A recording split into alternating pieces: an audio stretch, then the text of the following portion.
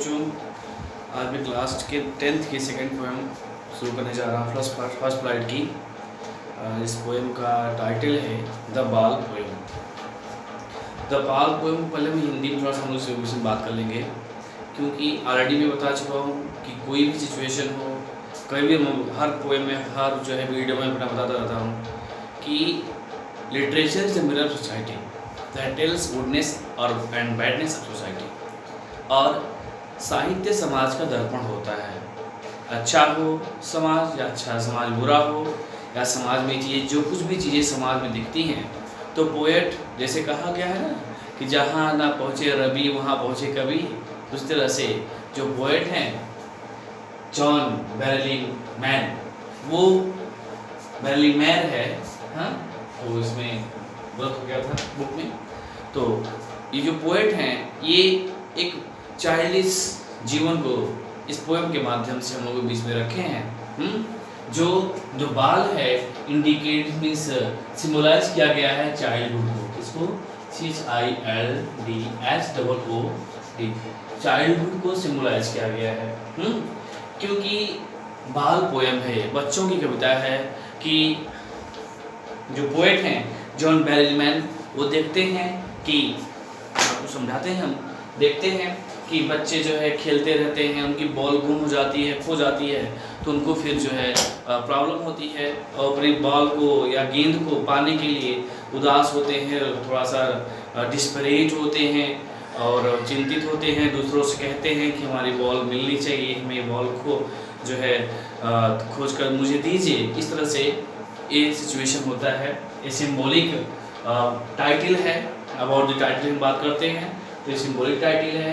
और इससे पहले मैंने बात किया था, साहित्य की बात किया था। साहित्य किसी से कुछ भी लिखा जा सकता है। Spontaneous overflow of powerful feeling, definition of poetry that is by William Wordsworth ने कहा है कि भावनाओं की अनायास अभिव्यक्ति है।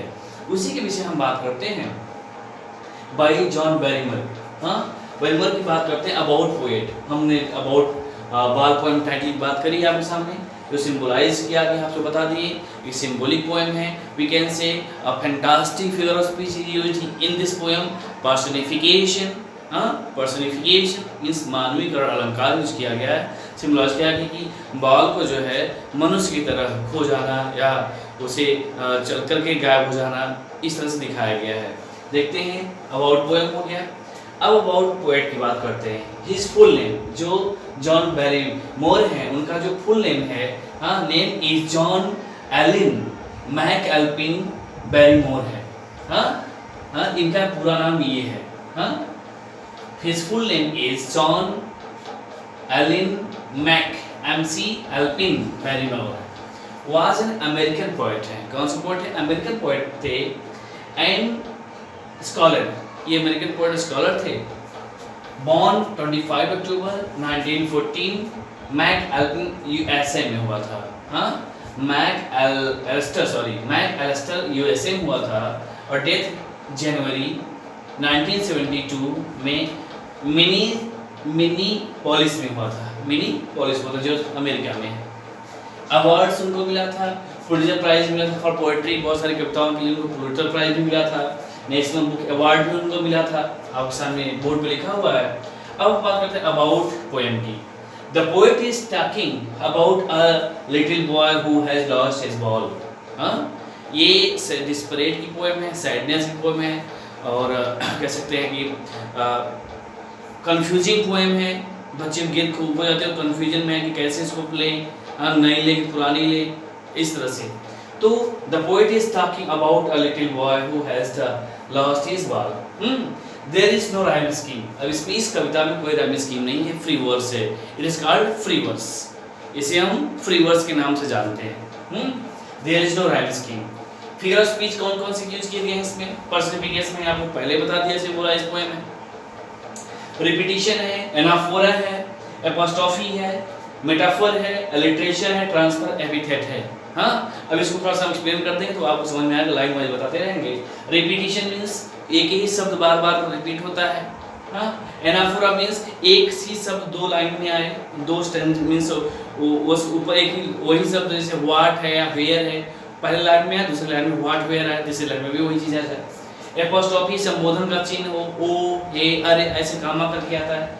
मेटाफोर इम्प्लाइड सिमिली होता है, अव्यक्त उपमा से बोलते हैं, उसमें एज लाइक प्रयोग नहीं किया जाता, लेकिन कंपैरिजन किया जाता है। Alliteration consonant repetition, consonant letters repetition होता है, कंसोनेंट व्यंजन ध्वनियों की आवृत्ति बार-बार होती है। और ट्रांसफर एपिथेट ये होता है कि जैसे एक उस शब्द से दुख का ट्रांसफर होना, या सैडनेस का, या हैप्पीनेस का, या प्लेजर का ट्रांसफर होना किसी अन्यत्र में, तो उसे हम ट्रांसफर एपिथेट उन शब्दों के माध्यम से कहते हैं। ये हमारे फिगर स्पीच हैं। क्या ये हमारे फिगर स्पीच हो गया। अब हम आपको लाइन से जब पढ़ेंगे, थोड़ा सा आप लोग बुक देखते रहिएगा, हम लाइन में देखते हैं क्या क्या चीज़ें सामने आती हैं। What is the boy now who has lost his ball? What is he to do? I saw it go. ये 2 लाइन की बात करते हैं हम पहले 2 लाइन की बात करते हैं। What is the boy now? हाँ, वह लड़का क्या है, अब क्या हुआ। Who has lost, जिसने अपने बॉल को खो दिया। Who means जो यहाँ संबंध है, रिलेटिव प्रोनाउन का काम किया गया है who के साथ। Who has lost his ball, जिसने अपना जो है बॉल खो दिया। What is he to do, क्या अब वो क्या करे। तो इस लाइन में हम बात कर सकते हैं बेटा कि 2 वर्ड का प्रयोग किया गया है, what, एंड सेकंड लाइन में भी क्या किया गया है, what का प्रयोग किया गया है। तो ऐसे मीन्स यही वर्ड 2 बार आया है, तो ऐसी कंडीशन में हम ट्रांसफर एपिथेट एनाफोरा बोलते हैं। ऐसे कंडीशन को, ऐसे लाइन में किए गए वर्ड्स को एनाफोरा फिगर ऑफ स्पीच कहते हैं। ठीक, व्हाट इज टू डू। अब यहाँ रिपीटिशन की बात करते हैं, यहाँ रिपीटिशन की बात करते हैं कि वो बार बार शब्द आ रहा है,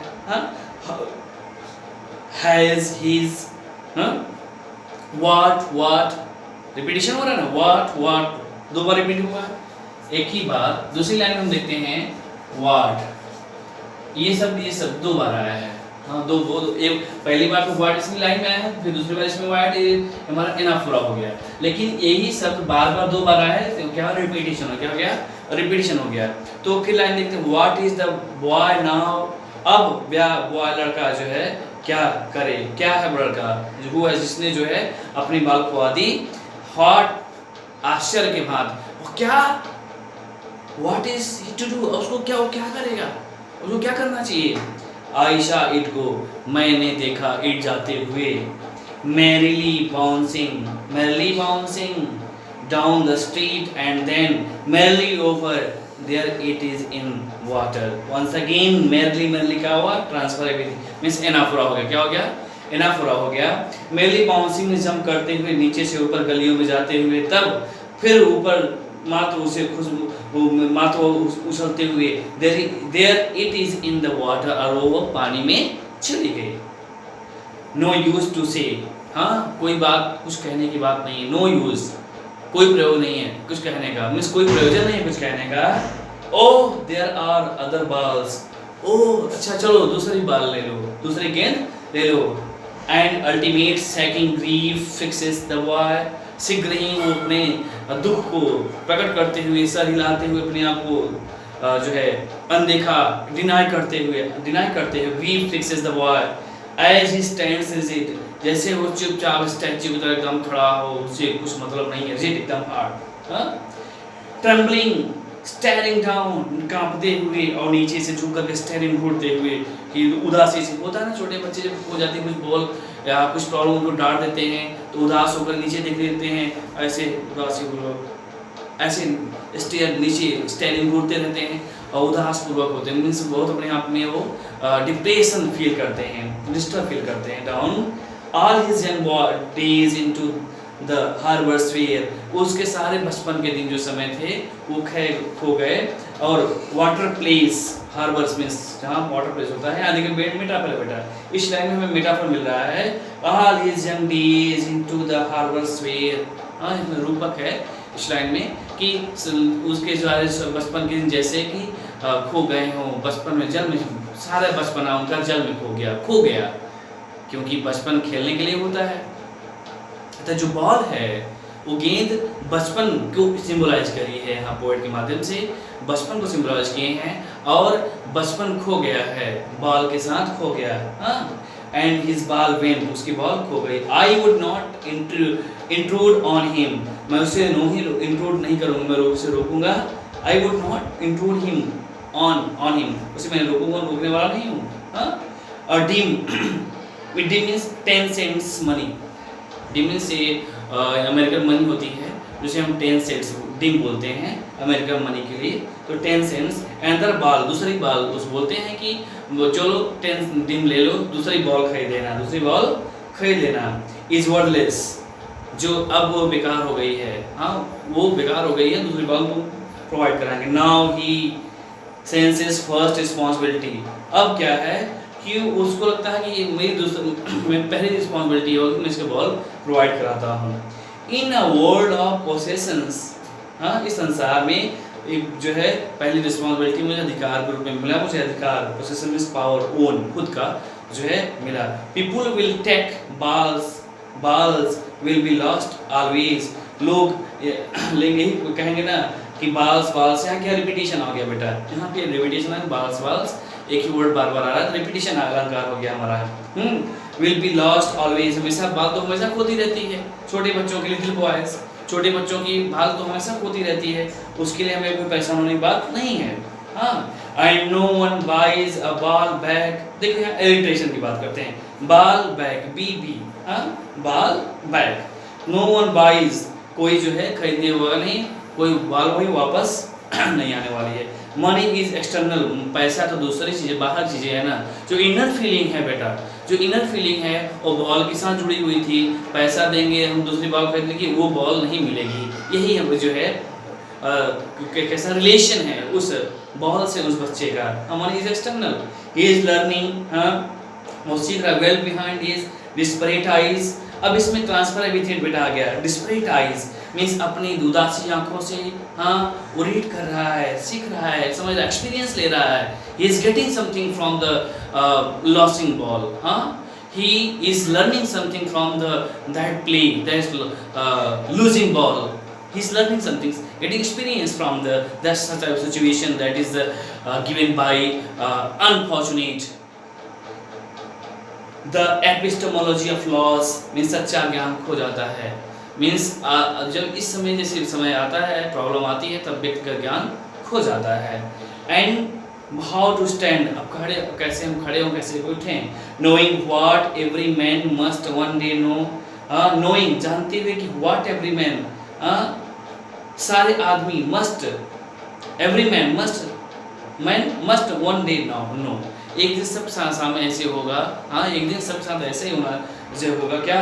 and most know many days how to stand up, और बहुत लोग जानते हैं किस दिन में कैसे क्या खड़ा होना है, कैसे जाना है और क्या करना है। It means this is fantastic poem that is composed by John Barrymore, and it is symbolic poem that is composed towards a boy, a ball, and childish, and we can say childhood has abolished by the ball, and all the livings, all the life, all the happen with that, but childish is child. So this is symbolic poem, childhood, and a boy is playing with the ball, and that ball is lost, and someone is saying that just don't do that, and but he is advising him, and that man is advising that boy that please cool down, don't worry, don't care about that ball again and again, don't think that, please keep patient, don't disparate your eyes, disparate your mind, and just take money and do another and buy another ball and purchase that, but that ball is thinking that it is not good for that boy, because that boy is totally attached with that ball, because that is the real condition, that the real situation of the love situation of that boy with the ball, because that is ball symbolized childhood, ball symbolized that life of we can say kid, and life has lost with the ball, and everyone can see, everyone is devising that boy is weeping, crying and lamenting about that ball, but he is unable to get that ball. That ball is totally means everywhere he is searching here and there, but that ball has entered in the water, but we cannot find that. And they are talking to each other, but they are not finding that, but they are waiting that ball and just take money and purchase another ball. But that boy denying and refusing that I don't need another ball, I need same ball, I want to get that same ball, I don't want to get another ball because I need that. That was mine, and I attached too much with that ball. And now, and already I told you figure of speeches are used in this line. Much I already have to taught you, and just see that line and see the poetic beauties and figure of speeches. So I'll send you second poem and second poem of first flight, and study this, and thank you and take care.